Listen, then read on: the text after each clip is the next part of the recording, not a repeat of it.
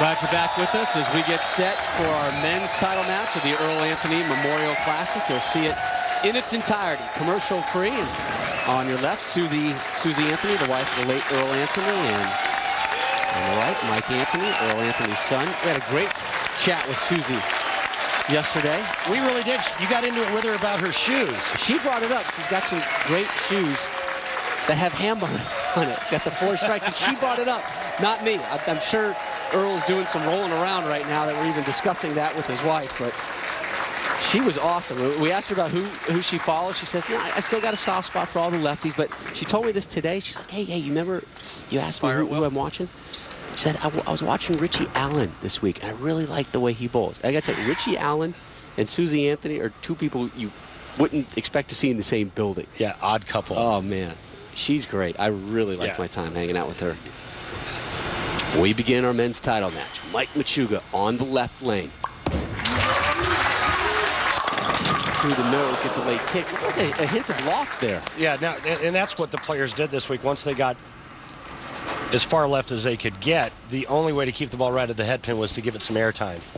An interesting fact, the last winner of the 1992 Earl Anthony Championship. Last time it was bowled here in this establishment. I'm sorry, that's what I meant. Last time it was here in 1992. The winner, Mike Shady, who just happens to be Mike Machuga's brother-in-law.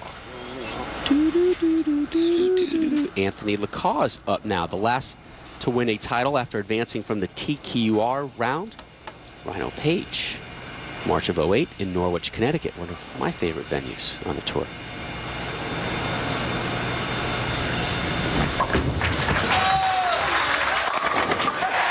Lacause gets them all to drop.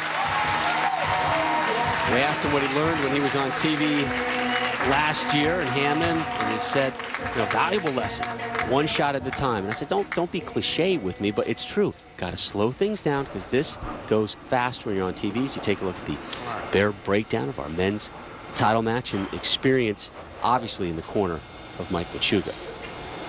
A lot on the line for Anthony Lacause.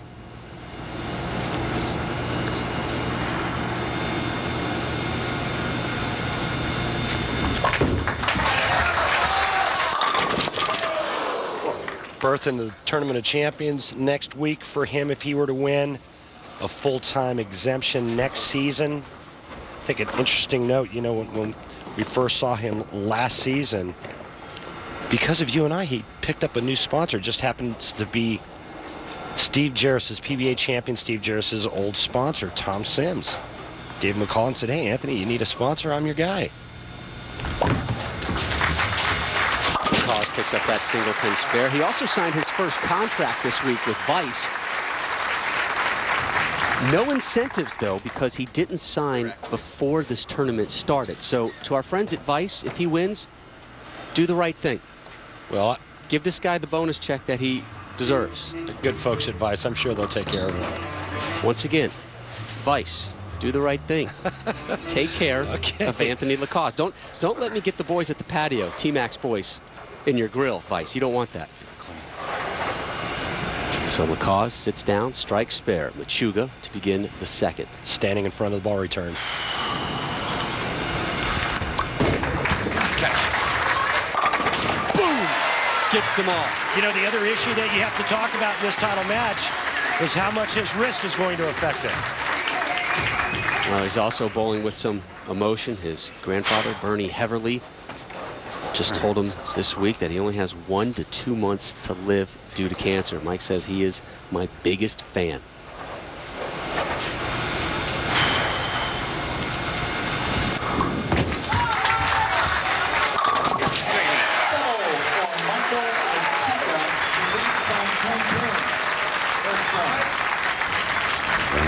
He's pretty much the reason I got involved in bowling. It was his bowling center that I grew up in. And my grandmother is the one who convinced my father, my brother-in-law, and my grandfather to invest the money in me to get on tour. And since then, Grumpy's been my biggest fan. He tunes in every squad, every week, always watching, and he's a special, special guy. It'll mean a lot to me. I'm sure it'll mean a lot to him.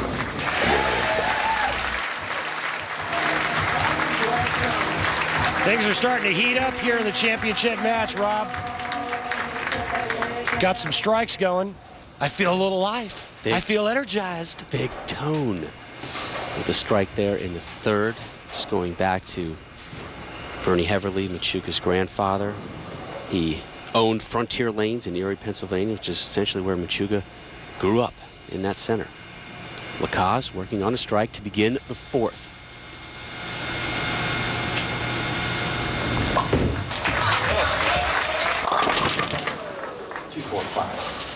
Two, four, five, he leaves. Boy, that shot right there just shows you how tough, how demanding, how unforgiving the old pattern is. That wasn't that far to the right, but enough to leave the 2-4-5. And we're talking inches. Anytime you see players of this caliber struggle to shoot 200, you know the lane conditions are brutal.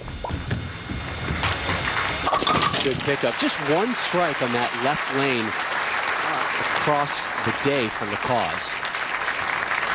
And he will have to finish on that left lane. Take another one.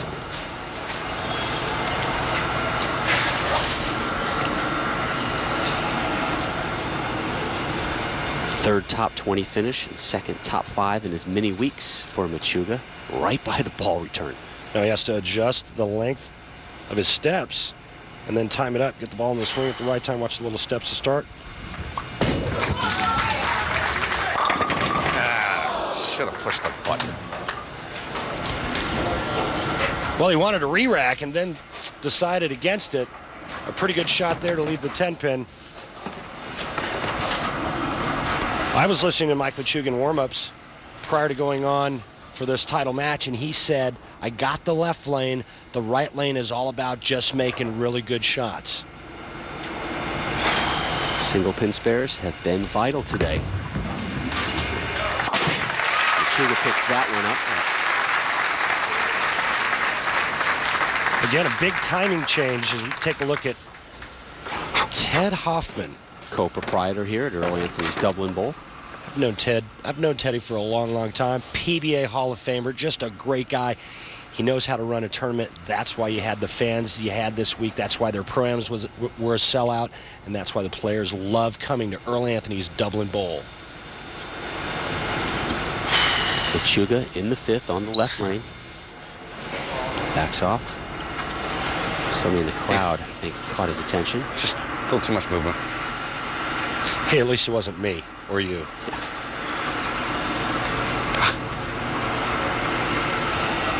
Full house here at Dublin, California. Mike Machuca.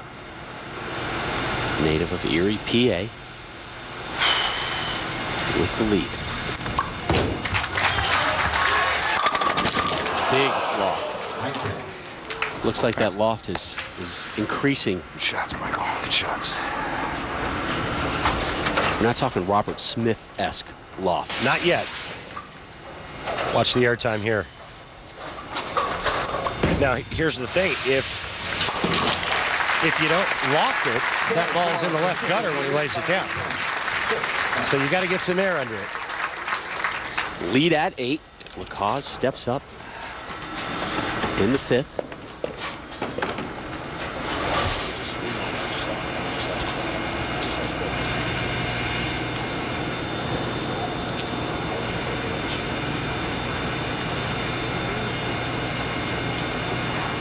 Best finish this season till this week was 24th at the season opening Motor City Open. Here he is in the fifth. Lacaze. That one a shade shy of Brooklyn.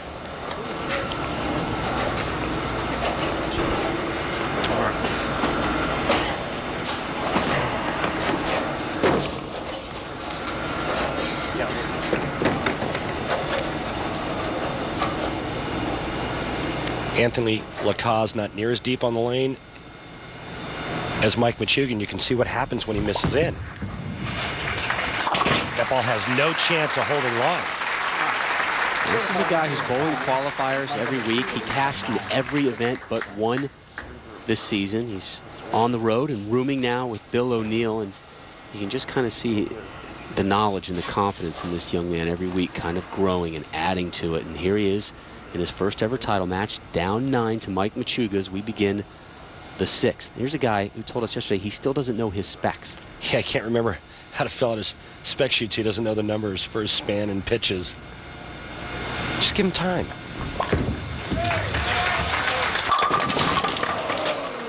Leaves the 10 pin.